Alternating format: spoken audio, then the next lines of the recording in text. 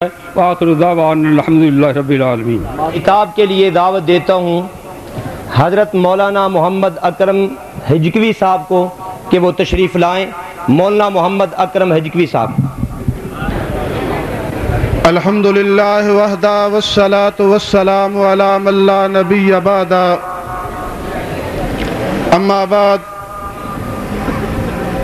حضرات علماء کرام،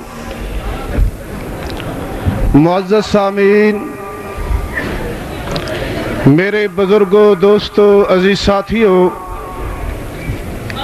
تمہید کا وقت نہیں ہے،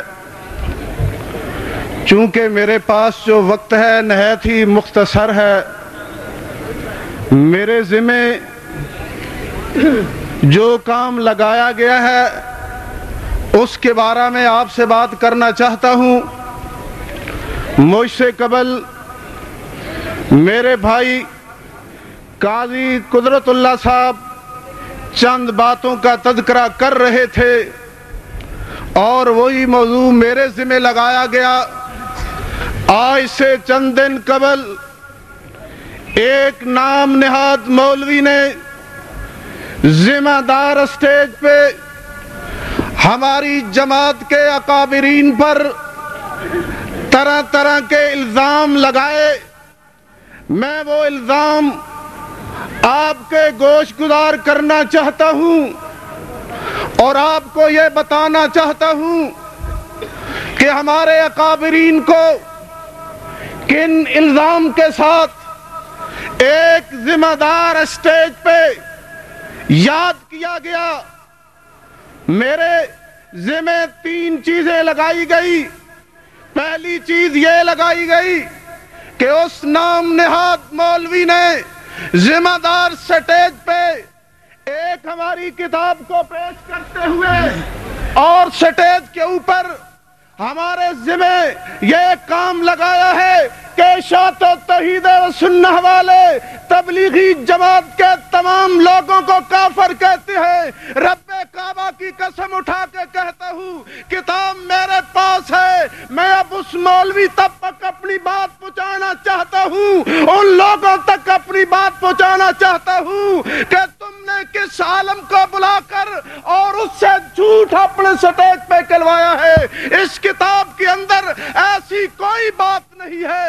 اس نے کتاب کا نام لیا ہے لیکن صفحہ ذکر نہیں کیا ہے، اور عبارت جو پڑھی ہے اس کا ہمارے ساتھ کوئی تعلق نہیں ہے۔ یہ ہمارے جو بزرگ ہیں جنہوں نے اس کتاب کو تحریر کیا ہے، انہوں نے ایک عالم کا ذکر کیا ہے۔ کسی آدمی نے ان سے کہا کہ فلاں عالم جو ہے وہ تبلیغی جماعت والوں پہ کفر کا فتویٰ لگاتا ہے، نہ کہ ہمارے اکابر کا اس کے اندر ذکر ہے۔ یہ الزام ہے کہ نہیں ہے؟ بولیں ذرا، الزام ہے کہ نہیں ہے؟ الزام لگانے والے، بہتان لگانے والے کون ہیں؟ یہ کتاب میرے پاس ہے، اس کے اندر یہ بات نہیں ہے۔ اور دوسری بات اس نے یہ کہی کہ تبلیغی جماعت والوں کو ہم کافر کیوں کہیں۔ یہ میرے پاس مولانا زکریا صاحب کی کتاب ہے، یہ کتب فضائل پہ جو اعتراضات ہیں اور اس کے انہوں نے جواب دیے ہیں۔ اس کے اندر تو مولانا زکریا رحمت اللہ تعالی بلند آواز کے ساتھ، یہ دیوبند کے اکابر ہمارے اپنے بزرگ ہیں، ہم ان پہ لان تان کی زبان استعمال نہیں کرنا چاہتے۔ اس کے اندر مولانا زکریا رحمت اللہ تعالی نے جو تبلیغی جماعت کے بہت بڑے بزرگ ہیں جنہوں نے ایک کتاب تحریر کی ہے جو تبلیغی جماعت والے ہر آدمی کے پاس ہے، جس کو وہ پڑھتے ہیں، اور اس کتاب کے اندر مولانا زکریا صاحب نے ہمارے مسلک کی تائید کیا ہے کہ مردے نہیں سنتے ہیں۔ ہم ان کو کافر کیسے کہیں اگر اس کتاب میں نہ ہو؟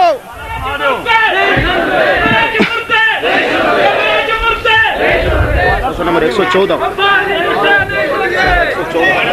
صفحہ نمبر 114،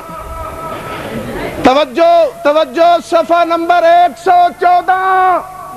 یہ کن کی کتاب ہے؟ مولانا محمد زکریا صاحب رحمت اللہ تعالی علیہ کی۔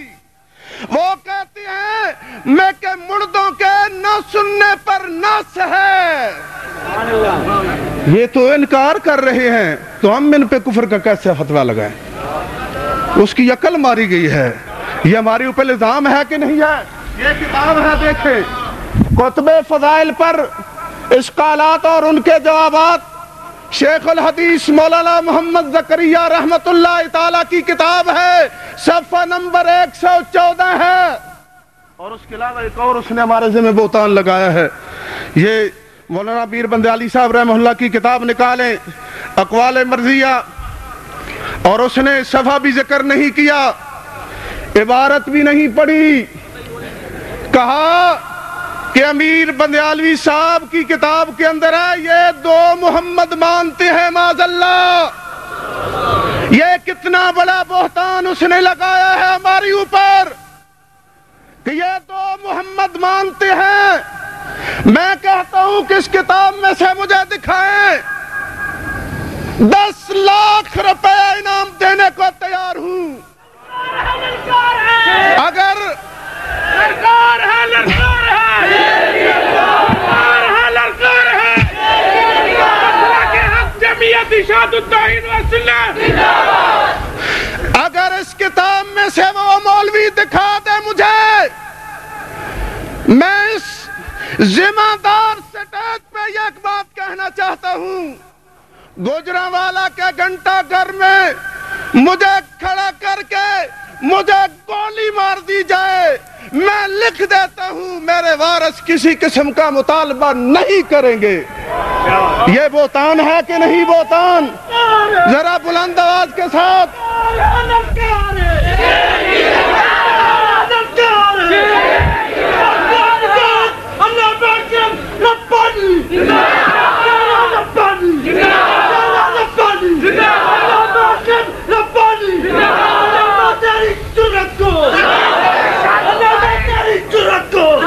ماشاءاللہ. بس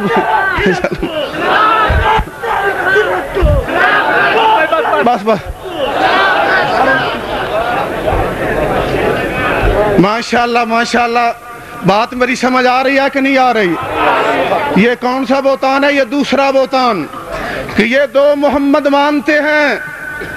اور مثال کیا دی؟ یہ کہتے ہیں کہ جب روح نکل جاتی ہے نا